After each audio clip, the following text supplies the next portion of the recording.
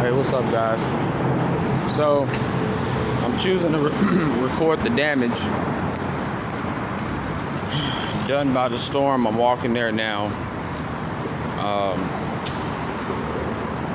But I stayed in the tent as long as I could.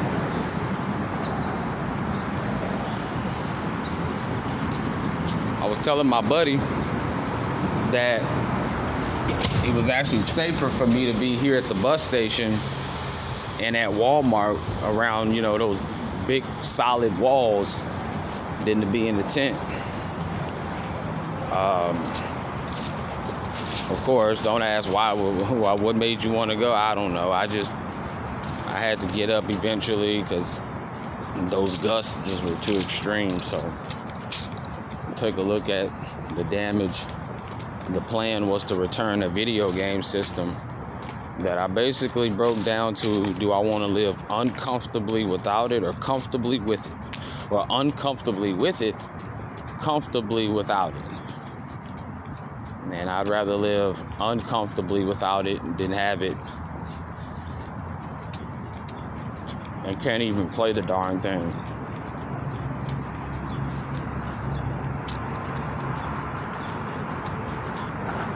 I like to say welcome in. Like, share, subscribe.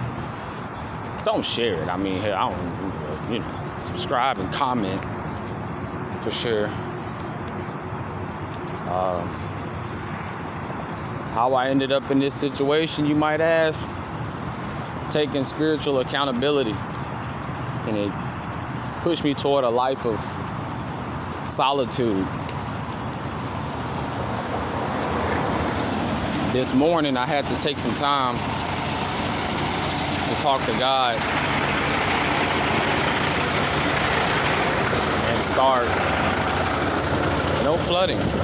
All of this area right here, I was already having to walk in like 3 feet of water. The water was already, I really just hit this corner expecting this to be full of water, but it's not. So grateful for that. But I had to take some time and talk to God and start my repenting process.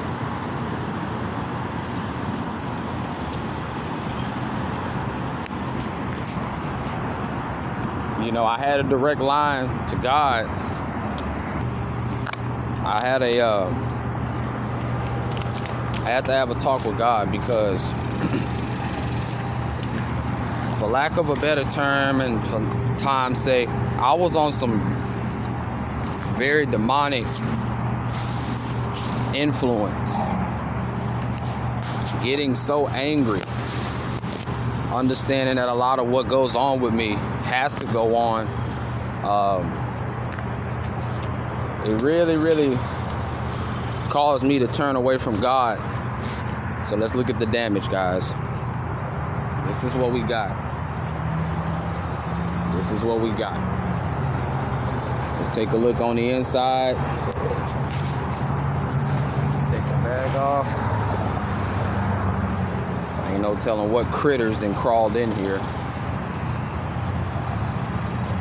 But let's take a look at the damage. Because I told you guys, and then I told God, I always have these wild welcome back parties where something normally happens immediately after I ask for repentance or forgiveness. Something immediately happens. Give me a second, guys.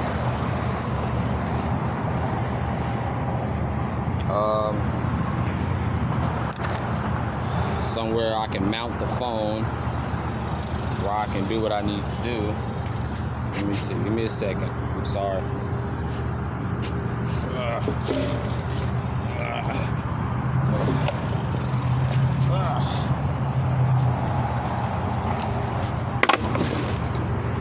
Something normally happens immediately, almost like a welcome back gift of like a gang initiation. Like, all right, well, you got to put in some work.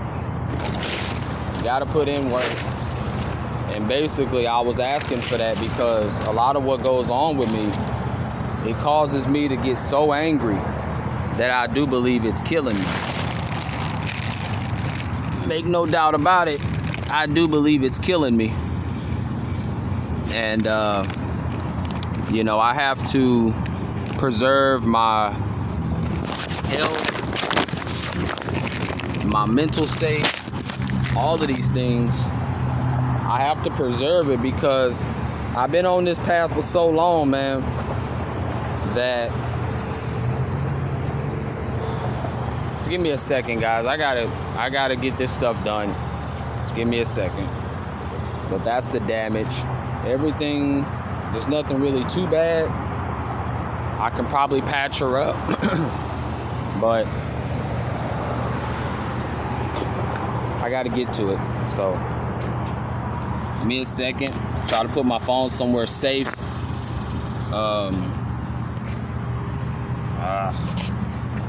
So you guys could see what I gotta do. Put that there. We'll put the phone like so, and that should be good enough. I'll talk every now and again, but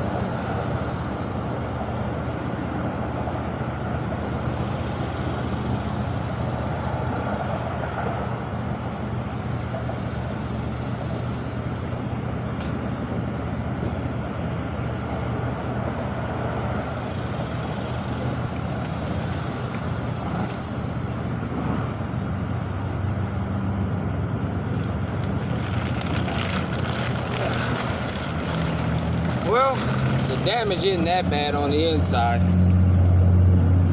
but I'm gonna ask my friend if I can stay one more night so I can get this place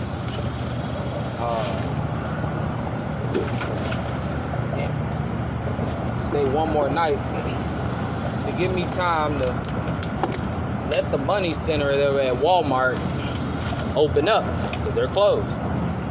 So I can't return anything to get the money to replace the tent. So hopefully he's gracious enough to let me do that. Let's unpack a little bit. Oh man. But I had to endure a lot during that moment. So I had to turn around and say, God, man, look, I want to just give everybody a clean slate. All the hateful things that I say, all the things that I say out of emotion, I want to just start fresh with myself and my thoughts toward others. Because I always have that voice in the back of my head telling me to calm down. And I told him that it's very, very spooky that the way that he has my back, meaning God, the way he has my back, I have to give reference to that just off of the fact that it's so damn spooky, you know? Just off the fact that when it happens, I'm normally flabbergasted, like, wow, man, like, you got my back in moments. And I know it sounds cliche to some people, but to me, being a spiritual person, I deal with my ego a lot, which my ego makes me question a lot of things. And I sometimes think that I have all the answers and I don't. So, show you guys one more time before I gotta go. Bathing bag fell. A lot of this stuff held up. It held up pretty good. The inside, like I said, all the water dissipated, evaporated or whatever. So,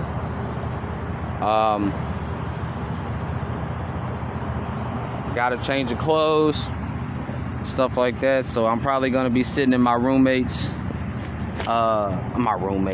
my buddy's car all day or something. I don't know, we'll see. But yeah, man, I had to just turn around, so to speak. Just turn around spiritually, because being angry like that, it caused me to go off the deep end. And when I say the deep end, I mean, like, I say things that, knowing I'm a spiritual person, it's just weighing me down. You know, to not give thanks for my food, to not give thanks after all of these blessings, to help me out during this time of being alone, asking for strength to overcome any of these things I go through out here. You know, I feel that emptiness where I feel like I have to start doing these things again just to give myself some peace. So that's really all I have to say.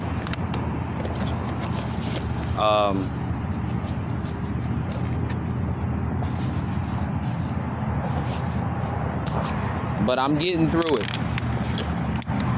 And, you know, you got people that say, oh, man, I told you, you know, stay strong, man. Look,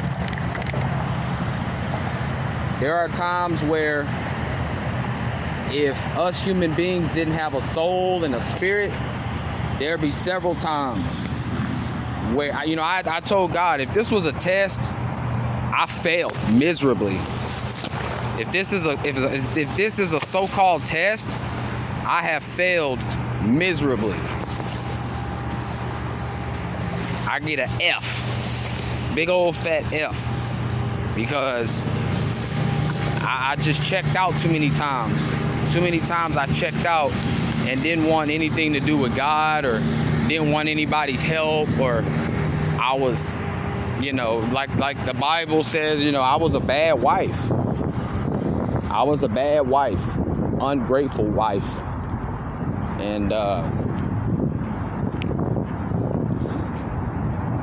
my pants, what pants? Oh yeah, I gotta go back, you guys. Forgot my headphone. But I was a bad wife. And me knowing that God created me, I tell myself, like, bro, you already know how I'm built.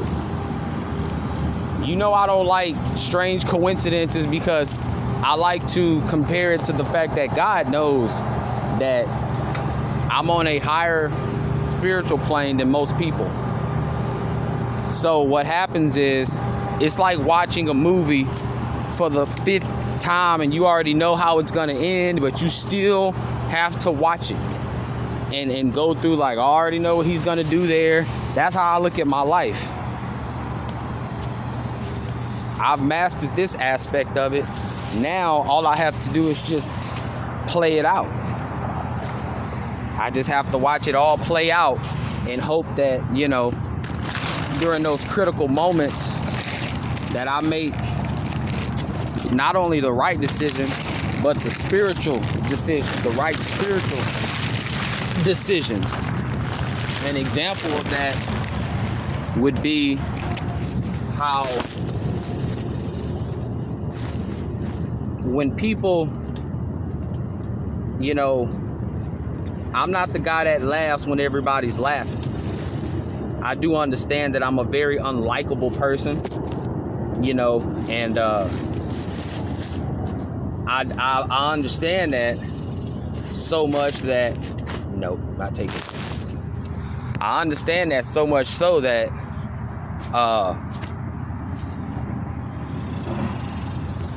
I stay in my lane. Now, I can go anywhere with any conversation at any time, but the majority of the time, 99% of the time, I don't do or behave like everyone else does, especially us quote-unquote black men. I don't. And being that I don't do that, I don't have to endure being an idiot and being a poser and being somebody who don't know what the hell it means to be black. I can ignore a lot of that and live my life in a way that you see now, which is, like I said, a life of solitude. This life confirms to me that I'm not fit to be living amongst other people who are on a lower vibration. So, me having to make that talk with God and basically, how the church say, submit. That, well, I'll check you guys later, man. I got a lot to do. And I need to be focused while I'm doing it. Thank you for watching. Like it, share it, subscribe to it. I'm out.